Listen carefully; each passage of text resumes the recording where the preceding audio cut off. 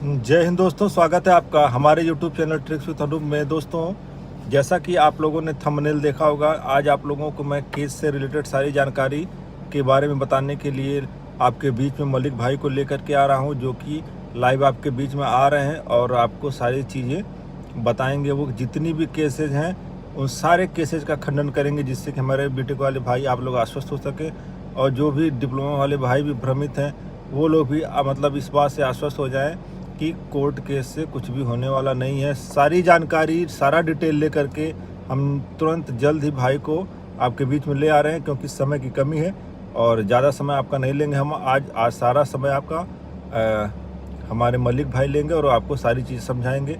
चलिए, तो आप लोग आगे उनको देखिए और सारी चीज़ों को समझने का प्रयास करें। सभी मित्रों को मेरा राम राम। सबसे पहले आज हम कोर्ट के जो रेफरेंसेस दिए गए हैं आनंद सर द्वारा, उसके आज हम रेफरेंसेस के बारे में पढ़ेंगे। आखिर वो जो दो चार रेफरेंसेस के बारे में जानकारी दे रहे हैं, तो हम जानेंगे कि आखिर बीटेक के पक्ष में क्या रेफरेंसेस है और उनके जो कोर्ट केस में रेफरेंसेस डले हुए हैं उनमें कितना दम है, कितना दम नहीं है, या खाली टाइम पास करने के लिए और भर्ती फंसाने के लिए ही कोर्ट केस किया गया है। तो सबसे पहले हम आपको कुछ रेफरेंसेस बताएंगे जो आनंद सर द्वारा दिए गए हैं अपने कोर्ट केस में। सबसे पहले उन्होंने रेफरेंस दिया है, अभिषेक शर्मा का रेफरेंस दिया है। ये मोटर व्हीकल में आया था, टेक्निकल करके ऐसे कुछ करके पोस्ट आया था। आई थिंक रीजनल इंस्पेक्टर का पोस्ट आया था। फिर इसके बाद हम दीपक सिंह वाले मैटर में बात करेंगे। दीपक सिंह में जो जेई की वैकेंसी आई थी उसके संबंध में कोर्ट केस था, और ये भी जानेंगे कि ये सारे केसेस के जो रेफरेंसेस दिए गए हैं वो अपने कोर्ट केस से या अपने इस वैकेंसी से कितना डिफर करते हैं। वो सारी चीजें भी हम वन बाय वन समझेंगे। ठीक है। सबसे महत्वपूर्ण जो जानकारी है इस सारे नोटिफिकेशन में जो उन्होंने रेफरेंसेस दिए हैं और जो हमारी वैकेंसी है, उसमें सबसे इम्पोर्टेंट पॉइंट है क्वालिफिकेशन का, कि जो शैक्षिक अर्हता दी हुई है वो किस प्रकार की अर्हता दी हुई है। क्या ये मिनिमम है, क्या ये इसेंशियल है, या फिर इसमें ना मिनिमम दिया हुआ है ना इसेंशियल दिया हुआ है। तो वो सारी चीजें जो डिसाइड करता है वो एम्प्लॉयर के पास में सारी राइट्स आ जाते हैं। एम्प्लॉयर डिसाइड करता है कि हम इसको मिनिमम मानेंगे या फिर इसेंशियल मानेंगे। तो सबसे पहले अपन बात करते हैं अभिषेक शर्मा वाले कोर्ट केस की। आखिर इसमें और हमारा जो रेडियो डिपार्टमेंट की भर्ती आई है, इन दोनों में क्या डिफरेंसेस है। तो सबसे पहले आप इसका क्वालिफिकेशन, आप नोटिफिकेशन अभिषेक शर्मा वाला देखिएगा। मैं सभी डिप्लोमा वाले भाइयों से अपील करना चाहता हूं कि थोड़ा सा अपना आंख खोल करके चीजें करें। समझ रहे, ठीक है, आप आपका केस वो लड़ रहे हैं, आप उनको पैसा दे रहे हैं, जो भी जैसे भी कर रहे हैं, आर्थिक सहयोग जो भी कर रहे हैं, उसमें मुझे नहीं पढ़ना है। लेकिन एक बार आप उनसे सवाल करिए, या वो सवाल वो अगर जवाब नहीं दे रहे हैं तो फिर आप खुद से, आपकी रिस्पॉन्सिबिलिटी बनती है, ये आपका भी केस है तो आप भी उस रिस्पॉन्सिबिलिटी को निभाइए और अपने केस की स्टडी स्वयं से करिए। तो मैं आपको कुछ पॉइंट्स बताता हूं, वो सारे पॉइंट्स को आप इंटरनेट के माध्यम से या नोटिफिकेशन के माध्यम से आप जाके एक बार देखिए कि कौन सही बोल रहा है, कौन झूठ बोल रहा है।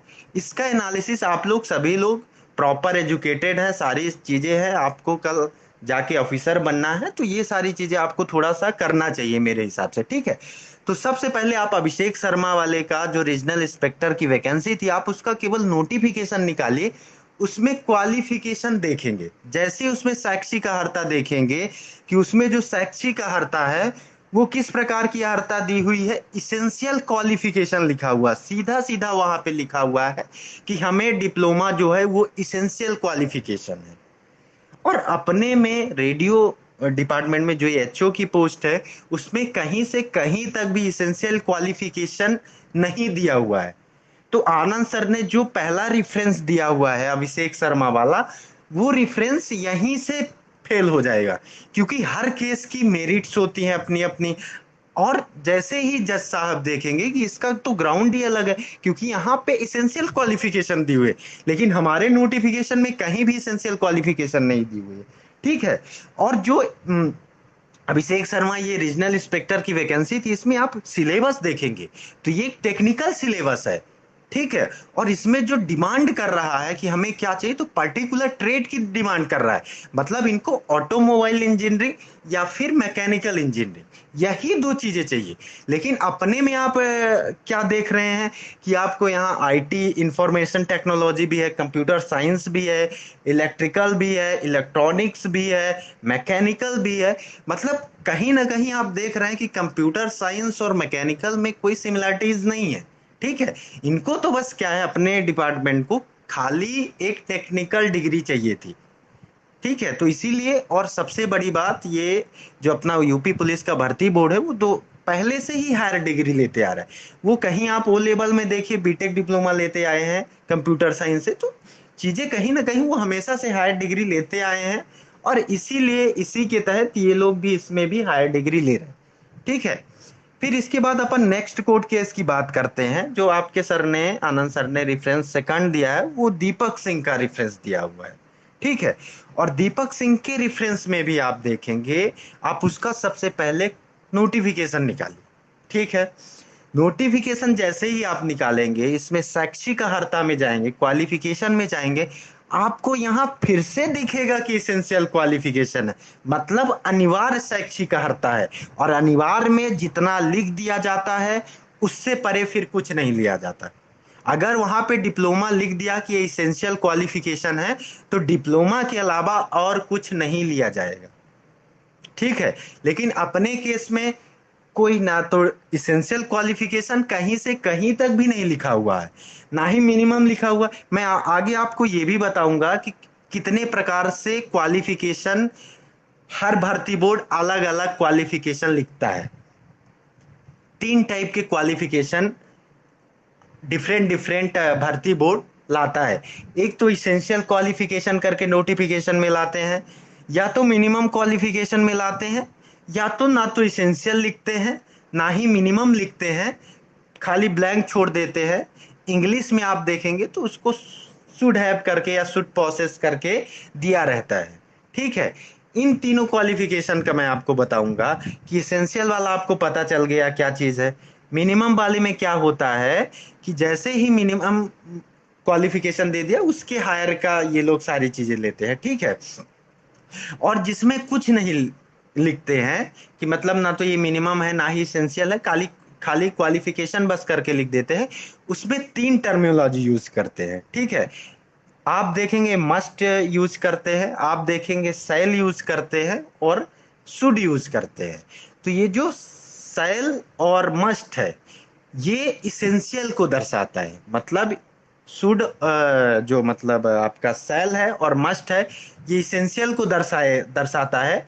यही जो राजस्थान वाला एमबीएसआई का था, उसमें शैल, नोटिफिकेशन में आप इंग्लिश में देखेंगे तो उसमें शैल लिखा हुआ है, ठीक है। सारी चीजें हम आपको एक बाई वन करके दिखाएंगे भी कि कहाँ पे सेल है। और हमारे आप नोटिफिकेशन में या नियमावली में देखेंगे तो वहां पे शुड प्रोसेस लिखा हुआ है। मतलब कहीं ना कहीं इसीलिए जो भर्ती बोर्ड उसमें टिप्पणी दिया हुआ है कि शैक्षिक अर्हता के संबंध में या समकक्षता के उसमें जो भी डिसीजन होगा वो भर्ती बोर्ड का होगा, और यह डिसीजन अंतिम होगा। तो कहीं ना कहीं भर्ती बोर्ड सारी चीजें जानता है, सब कुछ वो उसी ने सारी चीजें बनाई है, तो उसको ऑब्वियस सी बात है उसको सारी चीजें पता होगी, इसीलिए वहां पे टिप्पणी करके वो सारी चीजें लिखा हुआ है। तो मैं चाहूंगा कि आप इन सब चीजों में बिल्कुल भी भ्रमित ना हुए।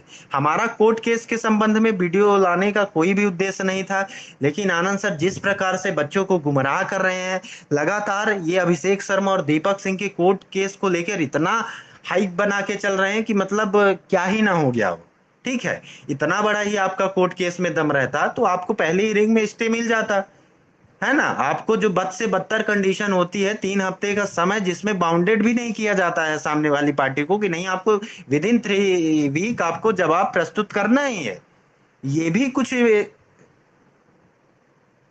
जज द्वारा नहीं बोला गया कि नहीं नहीं आपको करना ही है। लिमिट, कोई बाउंडेशन नाम की कोई चीज नहीं है। आप ठीक है, आपके पास समय है, दे दीजिएगा, नहीं है तो आप बिल्कुल देख लीजिएगा। इसमें हमको ज्यादा आइडिया नहीं है, बस हम बता रहे हैं। और दीपक सिंह वाले में कोर्ट केस में भी आप देखेंगे नोटिफिकेशन में शैक्षिक अर्हता अनिवार्य है, जेई की वैकेंसी है ये, पर्टिकुलर ट्रेड के लिए वैकेंसी आती है। सिलेबस देखेंगे तो सिलेबस टेक्निकल सिलेबस होता है। चलिए सेकंड पॉइंट में अपन बात करते हैं। आपके सर हमेशा एआईसीटी का रिप्लाई दिखाते हैं, और आप देखेंगे एक चीज कि एआईसीटी के रिप्लाई में इन्होंने जो क्वेश्चन किया हुआ था, उन्होंने ये पूछा था कि क्या डिप्लोमा बीटेक के समकक्ष है क्या। तो जवाब क्या आया था, एआईसीटी ने नॉर्मल बता दिया कि भाई इक्विवेलेंस के संबंध में हमारे पास कोई भी प्रॉपर सर्कुलर या कुछ ऐसा गाइडेंस या सरकार की तरफ से ऐसा कोई भी चीजें नहीं। लेकिन इन्होंने एक चीज जो मिस करी वो हम लोग आपको बताएंगे, वो ये है कि एआईसीटी या यूजीसी या फिर जो भी टेक्निकल बॉडीज है वो सभी लोग एक्सेप्ट करते हैं, इवन सर्टिफाई भी करते हैं कि जो बीटेक है वो नेक्स्ट लेवल ऑफ डिप्लोमा है। ठीक है, दैट मीन ये हायर डिग्री है। जो अपना बीटेक है वो सेम उसी पर्टिकुलर ब्रांच में वो हायर डिग्री है।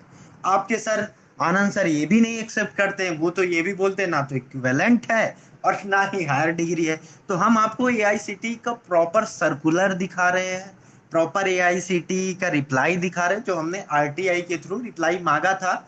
और 10 नवंबर 2020 को एक प्रॉपर एआईसीटी ने सर्कुलर जारी किया, जिसमें बताया गया कि जो बीटेक है वो नेक्स्ट लेवल ऑफ डिप्लोमा है। मतलब कहीं ना कहीं अगर आप एक लेवल क्रॉस कर रहे हैं तब तो आप नेक्स्ट लेवल में पहुंचेंगे। दैट मीन डिप्लोमा को क्रॉस करके ही आप जा रहे हैं। और जो 2007 की गाइडलाइन है एआईसीटी की कि भाई अगर कोई डिप्लोमा वाला बंदा है वो बीटेक में अगर एडमिशन लेना चाहता है तो उसका जो फर्स्ट ईयर है वो क्रॉस करके उसको सीधा जो एडमिशन दिया जाएगा वो सेकंड ईयर में दिया जाएगा। तो कहीं ना कहीं कि फर्स्ट ईयर का बीटेक और आपका डिप्लोमा कहीं ना कहीं समान चीजें दिखा रही हैं, चीजें उसके अंदर आती तभी तो आपको सेकंड ईयर में एडमिशन मिल रहा है। तो वो सारी चीजें आपको दिख नहीं रही। आपको यही 2-4 केसेस है जिसमें इसेंशियल क्वालिफिकेशन दिया हुआ है और वही आप बता रहे हैं कि नहीं नहीं इसमें तो ये था। आपको आगे ये भी बताऊंगा कि पुनीत शर्मा के केस में कैसे दीपक सिंह वाले, जो उन्होंने कोर्ट का रेफरेंस दिया था पुनीत शर्मा के केस में, डिप्लोमा वालों ने वो दीपक सिंह को दिया था, दीपक सिंह वाले केस को दिया था।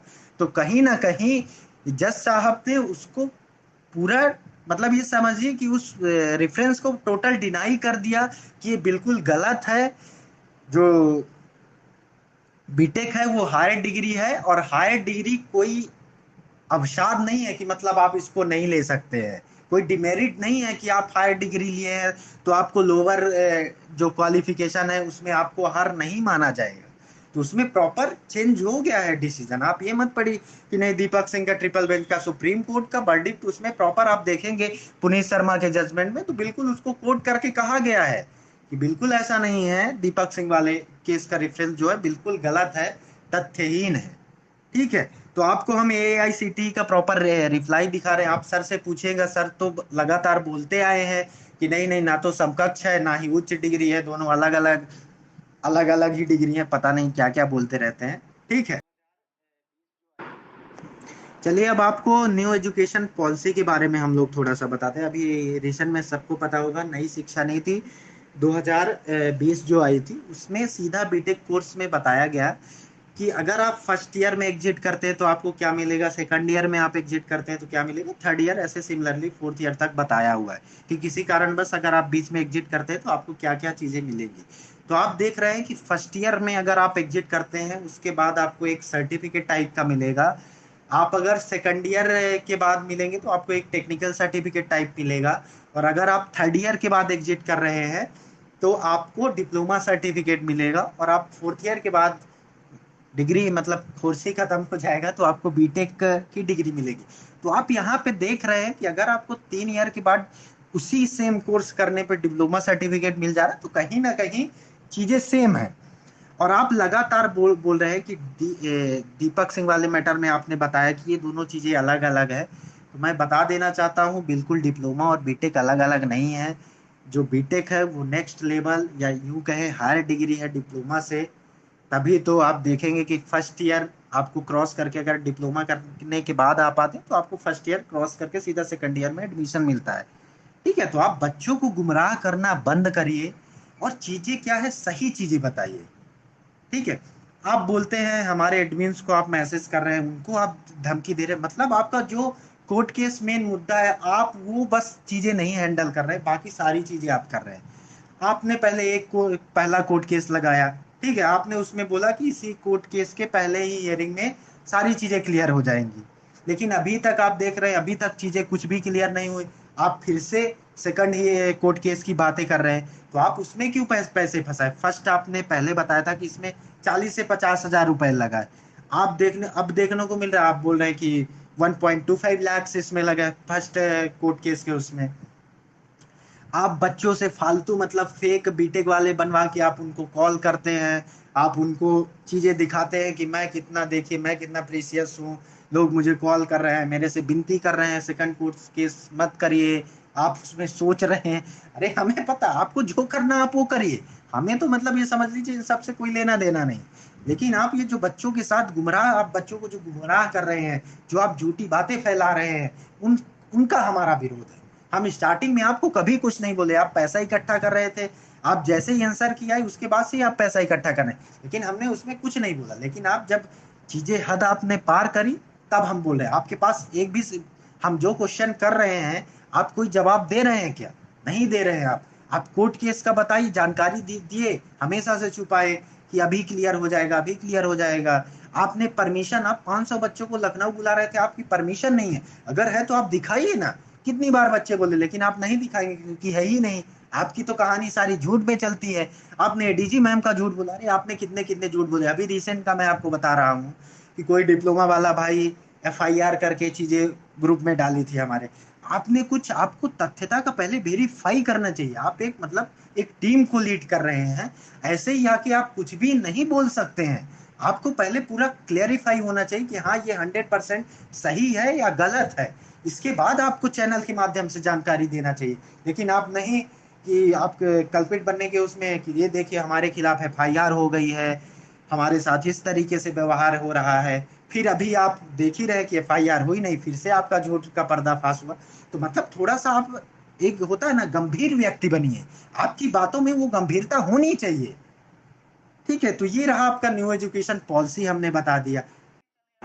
अभी रिसेंट में एक बिहार एनएम का कोई आया था, वर्डिक्ट आया था, जजमेंट आया था, आप उसको लेके चले आ रहे हैं। मतलब कोई भी अगर सरकार के खिलाफ कोई भी जजमेंट आ रहा है, वो सीधा आप ला दे रहे हैं कि नहीं नहीं ये तो हमारे कोर्ट केस के लिए बहुत फायदेमंद है, बहुत ज्यादा फायदेमंद है। ये ऐसे नहीं होता है। आप देखिए हर कोर्ट केस की अपनी एक मेरिट होती है। जज भी देखता है कि क्या आपने जो रेफरेंस दे रहे हैं वो वाकई में ये सेम टू सेम केस है या रेफरेंस लेने लायक है या नहीं। एएनएम का केस है, उसमें क्या हुआ था कि जो गवर्नमेंट थी वो पहले क्या था कि उसमें मेरिट के हिसाब से जो इनका एएनएम वगैरह का ट्रेनिंग वगैरह होता है, उसके ये 60-40 का रेशियो कुछ बनाए थे, और उस हिसाब से प्रॉपर मेरिट बनाने के लिए बोला गया था। जो नोटिफिकेशन थी और जो नियमावली थी, उन सब चीजों में बोला गया था। और फिर इसके बाद जैसे ही फॉर्म भरा लिए जाते हैं, सारी चीजें हो जाती है, उसके बाद मतलब ये समझ लीजिए कि पेपर कराने से एक महीने पहले ये बोल दिया गया एक सर्कुलर निकाल के कि ये जो परीक्षा होगी वो सीबीटी के माध्यम से होगी। फिर उसमें क्या होता है कि बच्चे कोर्ट केस चले जाते हैं, और कहीं ना कहीं अगर आप इतना बड़ी चीजें बदल रहे हैं, ये तो पूरा मतलब ये समझ लीजिए कि कोई वही नहीं, यहाँ बात क्वालिफिकेशन की है, और वहां पूरे भर्ती को ही आपने बदल दिया, उसका पूरा एग्जामिनेशन आप मोड, या यूं कहे सिलेक्शन आप मोड की पूरी प्रोसेस ही आपने बदल दी। तो बिल्कुल ही वो चीजें गलत थी, इसीलिए वहां पे देखेंगे जजमेंट वो उस हिसाब से आया। लेकिन यहाँ पे प्रॉपर चीजें, नोटिफिकेशन हमने आपको बताया कि किस प्रकार से अपने क्वालिफिकेशन दिया हुआ है, शुड हैव वाला अपना क्वालिफिकेशन दिया हुआ है। शुड हैव किस चीज को दर्शाता है, शुड प्रोसेस जो है वो किस चीज को दर्शाता है, हमने आपको ये सारी चीजें बताई। इवन हम आपको इस शुड, मस्ट और शैल में प्रॉपर एक कोर्ट केस, जो पंजाब का एक कोर्ट केस है, वो भी हम उसको बारे में, हालांकि हम छिपा के उसको जानकारी देंगे, लेकिन हम आपको बताएंगे कि वो कोर्ट केस क्या है। ठीक है, सारी चीजें हम आज मतलब ये समझ लीजिए कोर्ट केस के खोलने के उसमें आए हैं, पूरी तथ्य के साथ, पूरे प्रूफ के साथ। ऐसे मुंह जबानी कोई बातें नहीं करेंगे। ठीक है कि आपने बोल दिया समकक्ष नहीं है, हायर नहीं है, ऐसा कुछ नहीं करेंगे। सारी चीजें फैक्चुअल होंगी, पूरा डाटाबेस होगा, सारी चीजें आपको देखना, आप जाइए इंटरनेट के माध्यम से आप सर्च करेंगे, सारी चीजें मिलेंगी आपको, ठीक है। चलिए अब हम पुनीत शर्मा का जो केस है, पुनीत शर्मा वर्सेस हिमाचल प्रदेश वाला जो केस है, उसका हम थोड़ा सा हम लोग चलिए डिस्कस कर लेते हैं। उसमें क्या मैटर था कि उसमें भर्ती बोर्ड जो था वो बिल्कुल बीटेक के अगेंस्ट था। इवन ये कहें कि हाई कोर्ट का जो जजमेंट आया वो भी डिप्लोमा के फेवर में आया। लेकिन इसके बाद जब बीटेक वाले बच्चे सुप्रीम कोर्ट, माननीय सुप्रीम कोर्ट के बेंच में पहुंचते हैं, वहां पे बिल्कुल हाई कोर्ट के फैसले को चेंज करते हुए, उसमें जो हाई कोर्ट के समय जो रेफरेंसेस दिए गए थे वो कहीं ना कहीं दीपक सिंह, अभिषेक शर्मा, ये सारे रेफरेंसेस दिए गए थे। तो एक बार अगर आप ये समझ लीजिए, कोई कोर्ट केस में अगर रेफरेंस देते हैं और जजमेंट चेंज होता है, तो कहीं ना कहीं वो जो कोर्ट केस का रेफरेंस होता है उसको भी सुप्रीम कोर्ट या हायर अथॉरिटी जो न्यायालय है उसको भी चेंज करता है। तो कहीं ना कहीं जब पुनीत शर्मा वाले केस में सुप्रीम कोर्ट का जो वर्डिक्ट आता है, उसमें दीपक सिंह भी, अभिषेक शर्मा भी, सारे केस को पलट दिया जाता है और ये कहा जाता है कि अगर कोई हायर डिग्री है और निम्न मतलब लोअर क्वालिफिकेशन किसी की डिमांड है किसी भी पोस्ट के लिए, तो इसका ये मतलब नहीं है कि हायर वाले उसमें एलिजिबल नहीं है या उसमें फॉर्म फिल नहीं कर सकते या उसमें वो पार्टिसिपेट नहीं कर सकते हैं। सीधा जज साहब ने कहा कि हायर डिग्री कोई डिमेरिट नहीं होती है, ठीक है। उच्च योग्यता अच्छी बात है, कोई बुरी बात नहीं है। तो सीधा उन्होंने हाई कोर्ट का फैसले को बदलते हुए, दीपक सिंह को के फैसले को बदलते हुए ये बोला कि बिल्कुल इसमें जो हायर डिग्री है वो बिल्कुल एलिजिबल रहेगी, क्योंकि ये डिप्लोमा के next level of higher degree है, नेक्स्ट लेवल ऑफ डिग्री है। तो उन्होंने जो अपना 2020 का एआईसीटीई का रिप्लाई था वो भी माना कि बिल्कुल ये नेक्स्ट लेवल ऑफ डिग्री है। लेकिन उन्होंने सेम एक्सट्रीम में माना कि अगर आप जैसे सीएस ब्रांच से आपने डिप्लोमा किया है, वही अगर मान लीजिए रिक्रूटमेंट सीएस ब्रांच के लिए हो रहा, तो अगर आपने बीटेक किया सीएस ब्रांच से तो बिल्कुल आप एलिजिबल है। तो डिग्रीधारी भी जो है उच्च लेवल की डिग्री है वो निम्न लेवल की डिग्री में बिल्कुल एलिजिबल है। बिल्कुल उन्होंने कहा कि जो बीटेक है वो हायर डिग्री है डिप्लोमा से। तो सारी चीजें कहीं ना कहीं पुनीत शर्मा का जो केस है बिल्कुल क्रिस्टल क्लियर चीजें कर दे हो जाती है, ठीक है। अभी हम आपको एक और आपके जो आनंद कुमार सर हैं वो बोलते हैं कि यूपी में अभी तक कोई ऐसा जजमेंट नहीं हुआ या यूपी के लिए कोई ऐसा जजमेंट सुप्रीम कोर्ट या कहीं से नहीं आया है जिसमें बीटेक वालों के फेवर में हो। तो उसमें भी मैं आपको एक जजमेंट बताना चाहूंगा। आपके आनंद सर लगातार बोल रहे थे कि हमें कोई ऐसा कोर्ट केस दिखाइए जिसमें यूपी के लिए कोई जजमेंट आया था कि इसमें मतलब बीटेक वाले या डिग्री धारक एलिजिबल है। तो मैं आपके चैनल के माध्यम से आनंद सर को बताना चाहता हूं कि जो Bharti Yadav versus state of UP का केस है, जिसमें सुप्रीम कोर्ट ने एक इंटरिम ऑर्डर दिया डबल बेंच के उसमें कि जो डिग्री धारक है वो बिल्कुल इस पोस्ट के लिए एलिजिबल करते हैं, उनका आप इंटरव्यू करिए, जो भी फर्दर की प्रोसेस है आप लोग करते रहिए। हालांकि ये केस अभी डबल बेंच में पेंडिंग है, लेकिन जो ऑर्डर दिया जा चुका है इंटरिम ऑर्डर, ये समझ लीजिए कि जो इंटरिम ऑर्डर रहता है वही कहीं ना कहीं फाइनल वर्डिक्ट रहता है। जज साहब क्या करते हैं कि प्रोसेस में डिले ना हो इसीलिए वो इंटरिम ऑर्डर दे देते, फिर जो फाइनल सुनवाई के बाद उसमें फाइनल जजमेंट आता है वो चीजें आ जाती है। तो आप देखिए ना कि भारती यादव का जो केस है वो Uttar Pradesh public service commission के खिलाफ केस था। कहीं ना कहीं इसमें सुप्रीम कोर्ट ने बोला, डिग्री धारकों के पक्ष में अपना निर्णय दिया कि बिल्कुल इसमें बीटेक एलिजिबल करते हैं। तो आप कहां से कहां तक बोल रहे हैं कि कोई ऐसा कोर्ट केस नहीं है? मतलब आपके पास अब क्या बताएं, कोई तथ्य नहीं है, कोई कुछ नहीं है। बाकी दो केस आप लेके, और एक आप रिसेंट में जो राजस्थान एमबीएसआई का केस आया है उसके लिए आप प्रॉपर इतना परेशान है कि मतलब उसमें तो सारी चीजें सेम है सारी। उसमें आपको ये भी आपको एक चीज मैं हिंट दे के बता रहा हूँ, आप कभी इसमें नेक्स्ट टाइम इसका जो रेफरेंस कभी नहीं देंगे राजेश, मैं दावे के साथ कहता हूं कि आप ये मेरी बात अगर सुन लेंगे तो आप राजस्थान एमबीएसआई का कभी रेफरेंस देंगे ही नहीं, क्योंकि वो कहीं ना कहीं वैल्यू रह ही नहीं जाएगा। वो है कि आप अगर उसका एजुकेशनल क्वालिफिकेशन देखेंगे, वहां पे चीजें जो लिखा हुआ वो सेल लिखा हुआ है, और सेल जो आता है वो कहीं ना कहीं इसेंशियल क्वालिफिकेशन के अंदर आता है। तो इसलिए उसको वहां पे डिप्लोमा वाले जज ने, मतलब जो डिप्लोमा वाले लॉयर थे, उसको इसेंशियल करार दिया, क्योंकि सेल कहीं ना कहीं जो है वो इसेंशियल क्वालिफिकेशन के अंतर्गत ही आता है। लेकिन उसमें आप अभी डबल बेंच में प्रॉपर पहली ही रिंग में स्टे लग चुका है, और कहीं ना कहीं आप देखेंगे कि उसका जो फैसला आएगा वो बीटेक के पक्ष में ही आएगा। 4 जुलाई को अगली सुनवाई है। उसमें बहुत सारे फैक्ट्स जज साहब ने क्या किए वो मुझे नहीं पता ज्यादा, लेकिन आप कहीं ना कहीं देखेंगे तो जो 4 जुलाई के बाद जो भी उसमें जजमेंट आएगा वो कहीं ना कहीं बीटेक के फेवर में चीजें रहेंगी। लेकिन अपने कोर्ट केस में सारी चीजें अलग है। कहीं ना कहीं आप देखेंगे अपना सलेबस अलग है। आप देखेंगे कि अपने में कितने सारे ट्रेड दिए हुए हैं। भर्ती बोर्ड है, शैक्षिक अर्हता, समकक्षता, ये सारी चीजें का अंतिम डिसीजन भर्ती बोर्ड होगा। भर्ती बोर्ड बहुत सारी चीजें रिक्रूटमेंट करवाते आया है, उसको सारी चीजें, ये समझ लीजिए नोटिफिकेशन में एक एक चीज जो लिखी रहती है, हर एक शब्द का अपना पर्टिकुलर बहुत ज्यादा मायने रहता है। तो आप ये अंतिम निर्णय कोई बिल्कुल मत इग्नोर करिए। भर्ती बोर्ड कोई चीज अगर लिख रहा है तो वो सारी चीजें बहुत सोच समझ के, वो अगर बीटेक को एलिजिबल कर रहा है या स्टार्टिंग से उसने एलिजिबल किया है, तो कहीं ना कहीं उसके पास प्रॉपर साक्ष्य है, प्रॉपर चीजें हैं। आप तो भर्ती बोर्ड से काउंटर तक नहीं दिलवा पाए, फिर बोलेंगे कि भर्ती बोर्ड डर गया इसलिए काउंटर नहीं दिया। तो सारी चीजें, अभी चुनाव में व्यस्तता चल रही है, सारी चीजें चल रही है, और कहीं ना कहीं पुलिस का इलेक्शन करवाने में बहुत बड़ा महत्वपूर्ण योगदान रहता है, सबकी ड्यूटी लगी थी। इसी वजह से काउंटर शायद भर्ती बोर्ड ने ना दे पाया हो। बाकी जो भी है, आप आनंद सर थोड़ा ज्यादा जानते हैं इन सब चीजों में, फिर से वो लखनऊ बुलाएंगे, फिर से जो भी है वॉटेवर, लेकिन प्लीज इस बार परमिशन ले, और अगर परमिशन ले तभी बच्चों को बुलाए, ऐसे गुमराह करके बच्चों को ना चलिए बुलाए। अपन बात करते हैं कुछ नेक्स्ट कोर्ट केस के रेफरेंसेस की।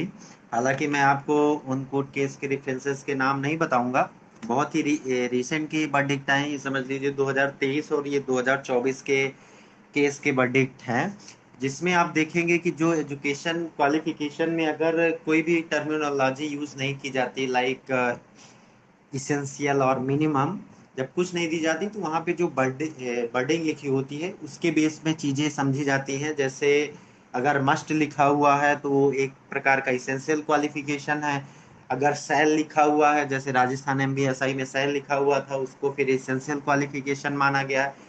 लेकिन अगर शुड प्रोसेस करके लिखा होता है तो उसको, ये आपके कोर्ट केस के जो रेफरेंसेस है, जो वर्डिक्ट आए हुए हैं, वो मैं आपको दिखा रहा हूँ। हालांकि मैं नाम नहीं बताऊंगा इनको किसका क्या किस नाम से था, कहाँ का है, लेकिन ये बहुत ही रिसेंट के 2023-24 के रेफरेंसेस है, जिसमें कहा गया है, बिल्कुल आप देख सकते हैं इसमें कि सूट का है। कहीं ना कहीं वो चीजें बता रहा है कि ये मिनिमम क्वालिफिकेशन के लिए सूट प्रोसेस का यूज किया जाता है, और जो मस्ट और सेल का है वो कहीं ना कहीं इसेंशियल क्वालिफिकेशन के लिए यूज किया जाता है। तो आप सारी चीजें देखेंगे कि हमने आपको एक एक कोर्ट केस के बारे में, जो इन्होंने आपके आनंद कुमार सर ने जो रेफरेंसेस दिए थे, हर रेफरेंसेस का मतलब कोई अपने वैकेंसी से कहीं ना कहीं कोई लेना देना ही नहीं है। और ये समझ लीजिए कि हर एक डिपार्टमेंट में जो सारी वैकेंसीज आती हैं, तो कहीं ना कहीं हर एक लेवल की वैकेंसी आती है। दैट मीन एक हिरैर्की कंप्लीट होती है कि 10वीं लेवल से अगर वैकेंसी शुरू होगी तो वो डिग्री लेवल तक जाके खत्म होगी। हर एक पोस्ट कोई 10th लेवल की होगी, कोई 12th लेवल की होगी, कोई डिग्री के लिए होगी, कोई डिप्लोमा के लिए होगी। लेकिन आप रेडियो डिपार्टमेंट में देखेंगे कि अगर हेड ऑपरेटर में जो एचओ की वैकेंसी है, अगर उसमें डिग्री होल्डर्स को नहीं लिया जाता, तो आप डिग्री धारकों को किस वैकेंसी में एडजस्ट करेंगे? रेडियो डिपार्टमेंट की किस वैकेंसी फिर डिग्री धारकों के लिए आएगी? तो कहीं ना कहीं भर्ती बोर्ड सारी चीजें सोच समझ के ही किया हुआ है। ऐसा नहीं है कि ऐसे ही कुछ भी उनके मन में आया, नहीं नहीं अभी तो हम बीटेक लेंगे, नहीं हम डिप्लोमा और बीटेक ले लेंगे, ऐसा नहीं होता है। सारी चीजें पहले से प्री डिसाइडेड होती है, हर चीज के नियम होते हैं, हर चीज के कानून होते हैं, उसके तहत ही सारी चीजें वो लोग कर रहे हैं। और आप कहीं ना कहीं बोल रहे हैं नोटिफिकेशन में नहीं है, नियमावली में नहीं है, तो नियमावली में आप देखेंगे यथा संशोधित है, तो कहीं ना कहीं चीजें संशोधित है। और दूसरी बात ये रही कि कभी देखिए हर डिपार्टमेंट की एक जैसे यूपी पीआरपीवी है, यूपी ट्रिपल एससी है, या यूपी पीएससी है, तो ये समझिए कि हर एक भर्ती का अपना एक यूनिवर्सल रूल करके होता है। वैसे कहीं ना कहीं यूपी पीआरपीवी का भी जो रूल है वो हायर डिग्री वो लेते आया है। हर चीज में वो लेवल में हो, मतलब वो लेवल के लिए हो, जो गोपनीय विभाग की, कॉन्फिडेंशियल विभाग की वैकेंसी आई थी, या फिर कंप्यूटर ऑपरेटर की वैकेंसी लो, हर चीज में उसने हायर डिग्री लेते आया है। तो इसीलिए इसमें भी हायर डिग्री लेगा ही, और इसी के तहत वो ले भी रहा है। ठीक है। और आप बात करते हैं कि नियमावली की, तो आप थोड़ा सा देखेंगे 2005 की नियमावली देख लीजिए रेडियो डिपार्टमेंट की, 1998 की वैकेंसी देख लीजिए, जब कुछ ऐसे पद थे जिसमें डिग्री होल्डर यानी बीटेक होल्डर को लिया जाता था। ठीक है, तो कहीं ना कहीं अगर वो पद समाप्त करके कोई नया पद बना रहे हैं तो जरूर उसमें डिग्री धारकों को भी मौका देना चाहिए, या ऐसी कोई वैकेंसी लाएं जिसमें डिग्री धारकों को भी दिया जाएगा। अगर आप कोई वैकेंसी खत्म कर रहे हैं या कोई नई वैकेंसी ला रहे हैं तो कहीं ना कहीं आपको एडजस्ट करना ही पड़ेगा। और कहीं ना कहीं इसीलिए ये सारी चीजें जो डिग्री धारक और डिप्लोमा धारक इसमें योग्य कैंडिडेट हो रहे हैं शैक्षिक अर्हता को लेके, तो इसी संबंध में हो रखे। अभी बहुत सारी चीजें ऐसी है जो हम आपको यूट्यूब चैनल के माध्यम से नहीं बता सकते, लेकिन हमारे पास सारी चीजें हैं। आप इसके ऊपर का आरएसआई रेडियो सब इंस्पेक्टर का जो नेक्स्ट लेवल इसका पोस्ट है, आप देखेंगे कहीं ना कहीं 100% प्रमोशन के बेस्ड में है। ठीक है, उसके ऊपर इंस्पेक्टर का आरआई का जो पोस्ट है, रेडियो इंस्पेक्टर का जो पोस्ट है, वो भी 100% आप देखेंगे प्रमोशन के तहत है। तो मतलब डिग्री धारकों के लिए कोई स्थान ही नहीं है, ऐसा असंभव है। ये समझ लीजिए, अगर कोर्ट भी सारी चीजें देखेगा तो वो हर एक फैक्ट्स, जितने भी फैक्ट्स होते हैं, पुनीत शर्मा वाले केस में भी ऐसे ही फैक्ट्स थे जिसको ग्राउंड मान के उधर तो ये समझिए कि इसेंशियल क्वालिफिकेशन टाइप की चीजें दी हुई थी, लेकिन फिर भी सुप्रीम कोर्ट ने सारी चीजें अच्छे से अध्ययन किया कि डिग्री धारकों को ये लोग कहाँ मौका दे रहे हैं। और जेई में देखें कि जेई और में जो UP triple S C JE कराता है या कोई भी जेई की वैकेंसी, उसमें एक की भी वैकेंसी होती है, वहां पे 50% प्रमोशन और 50% डायरेक्ट रिक्रूटमेंट किया जाता है। तो इसीलिए वहाँ बीटेक और डिप्लोमा कहीं ना कहीं चीजें अलग है। लेकिन यहाँ पे देखेंगे कि इसका नेक्स्ट लेवल तो सारे 100% प्रमोशन के साथ है। तो ये समझ लीजिए चीजें कहीं ना कहीं भर्ती बोर्ड बहुत सोच समझ के, सारे ऑफिसर मीटिंग होती है भर्ती कोई आने से पहले, डिपार्टमेंट भी सारी चीजें बताता है, डिपार्टमेंट के लोग भी आपस में बैठ के सारी चीजें मीटिंग्स होती है, फिर इसके बाद सारी चीजें डिसाइड होती है क्वालिफिकेशन। इतना छोटे स्तर में ये सारी चीजें नहीं डिसाइड होती। तो आप बच्चों को गुमराह करना बंद करिए, और जो ऑथेंटिक जानकारी हो आपके पास, अगर आपके पास ऑथेंटिक जानकारी नहीं है तो प्लीज आप वीडियो मत बनाइए। आप एक टीचर हैं, एक गुरु हैं, उस पद की गरिमा आप रखिए। आप ऐसे भी कुछ भी आया, कुछ भी मन में आया, चलो आके FIR बोल देते हैं, कभी आप IGRS का झूठ मतलब थोड़ा सा आपके बातों में एक सत्यता होनी चाहिए, एक बातों में वैल्यू होनी चाहिए, जिसके तहत आप बच्चे भी आपके बातों को थोड़ा सा सीरियसली लें। हाल फिलहाल आप जो सब कर रहे हैं पैसे की उगाहनी के लिए, जिस प्रकार से आप चीजें कर रहे हैं, तो आप कोई सीरियस नहीं ले रहा है।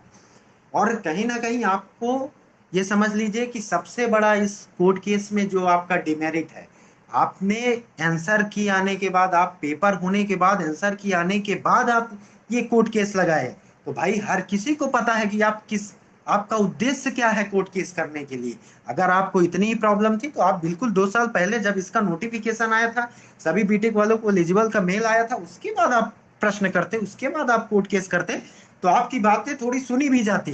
लेकिन आप ये समझ लीजिए कि आपका 0% चांसेस नहीं है इस केस में कि कुछ भी हो जाए, क्योंकि आप कहीं ना कहीं रिजल्ट आने के बाद अब आप भर्ती को फंसाने के चलते आप कर रहे हैं। आपका उद्देश्य, आपका जो उद्देश्य है वो दुर्व्यवहार, मतलब ये समझ लीजिए कि कोई इसका अच्छा उद्देश्य नहीं है। तो जज साहब सारी चीजें, भाई अगर कोर्ट केस में चीजें जाती है तो कहीं ना कहीं हर चीज देखी जाती है, और इसमें तो ये समझ लीजिए कुछ है ही नहीं। मतलब 100% में अगर देखें तो आपका 0.01% भी चांसेस नहीं है आपके कोर्ट केस में कोई दम है। इसीलिए अगर आपके कोर्ट केस में इतना ही दम होता तो ये समझिए बीटेक वाले भी थर्ड पार्टी बनते। लेकिन हमने आपकी सारी कोर्ट केस की फाइल देखी, 117 पन्ने की जो फाइल है, आप कहीं ना कहीं उसको 1200 पेजेस की बता रहे हैं। हमने सारा कुछ बढ़िया से अध्ययन किया, सारी चीजें देखी, तभी हम एकदम निश्चित है कि चीजें कोई इधर से उधर होने वाली नहीं है। फालतू में आप बच्चों से और अपना जो भी आप आगे का जो आप फ्यूचर है उसको लिए कि हम बहुत ब्राइट हो जाएंगे, इसके आप ये समझिए कि अगर आप बच्चों को पॉजिटिव रिजल्ट नहीं देखते तो आपको कितने बच्चों की हाय लगेगी। समझ रहे हैं आप, लोगों के साथ मतलब मानसिक प्रताड़ना करने के बाद इतना उन लोगों को एक तरीके से कहे कि एक प्रकार का छलावा दिया गया है कि आपका सिलेक्शन 100 नंबर पे भी होगा, आपका सिलेक्शन 85 नंबर पे भी होगा, 90 नंबर पे होगा। तो ये समझ लीजिए कहीं ना कहीं आप उन बच्चों का ये कीमती जो समय है वो आप बर्बाद कर रहे हैं। उनको इन सब में मत उलझाइए। अभी आप डिप्लोमा बीटेक में उलझा रहे हैं, फिर आप ट्रेनिंग में उलझा रहे हैं, उनको बोलिए कि हम कोर्ट केस करते रहेंगे, पैसा ले लीजिए, आपको जितना पैसा लेना है आप पैसा ले लीजिए, लेकिन आप उनके समय को मत बर्बाद करिए, उनको झूठी आशा मत दीजिए कि 100 नंबर पे भी सिलेक्शन हो जाएगा, 105 नंबर पे भी सिलेक्शन हो जाएगा। ये सब प्लीज हाथ जोड़ के आपसे विनम्र निवेदन है कि आप उनके इस कीमती समय को मत व्यर्थ होने दे। अभी बहुत सारी वैकेंसी है, उनको अपना पढ़ाई कंटिन्यू करने दीजिए, बोल दीजिए कोर्ट केस चलता रहेगा, आप लोग अपनी पढ़ाई जारी रखिए, इसमें मत उलझिए, कोर्ट केस से किसी का भी भला नहीं हुआ है। ठीक है, तो मैं इसी अपनी बातों के साथ आपसे विदा लेता हूं। अगर कुछ आपके क्वेश्चन है, क्वेरीज हैं, आप बिल्कुल कमेंट सेक्शन ओपन रहेगा, आप बिल्कुल अनूप भाई, मार्स भाई, गौरव भाई, सभी के माध्यम से आप क्वेश्चन पूछ सकते हैं, हम बिल्कुल आपको जवाब देंगे। जो सारी चीजें हमें पता है, बिल्कुल हम जो सही तरीके से सही जानकारी आपके समक्ष प्रस्तुत करेंगे। ठीक है, धन्यवाद।